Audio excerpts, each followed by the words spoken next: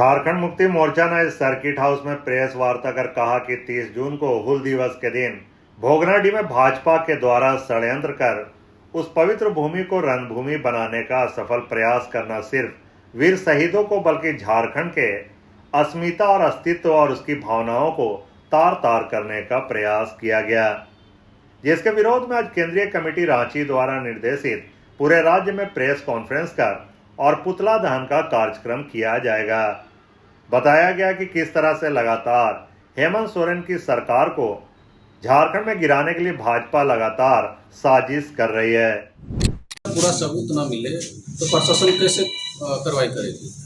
उसको पूरा खंगाला, देखा, गाड़ी में मिला, साड़ी मिला, पैसा मिला, हथियार मिला, उसके बाद ही कार्रवाई हुआ। और जहाँ तक मंडल मुर्मू की बात है, आप लोग जानते होंगे कि कुछ दिन पहले मंडल मुर्मू बीजेपी में ज्वाइन किया था।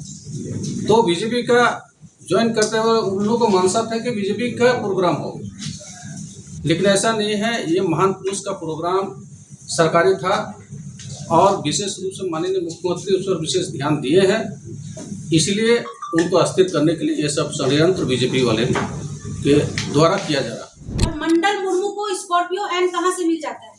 और वहां जो पंडाल लगाया जा रहा था उसको जर्मन हैकर कहते हैं।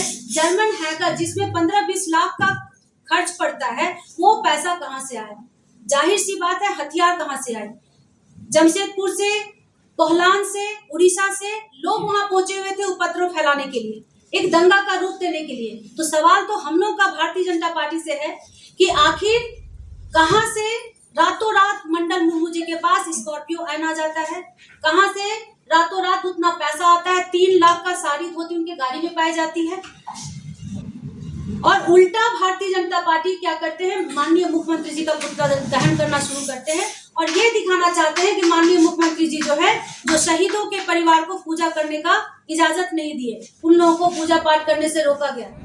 एक भी सीट आदिवासी क्षेत्र में जीत नहीं पाए हैं और इनका षड्यंत्र जो है ये बेनकाब हो गया है।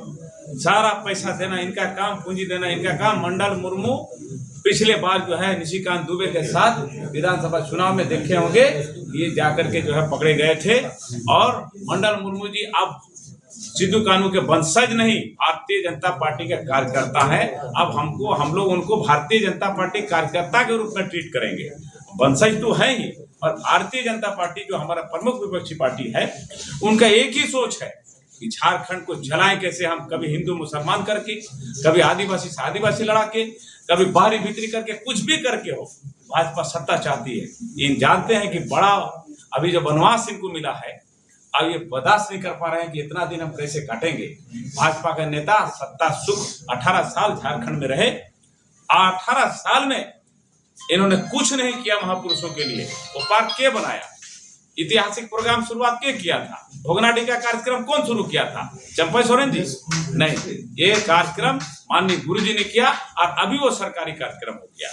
सिद्धू कानू का प्रोग्राम पूरे राज्य में हुआ, पूरे देश में हुआ।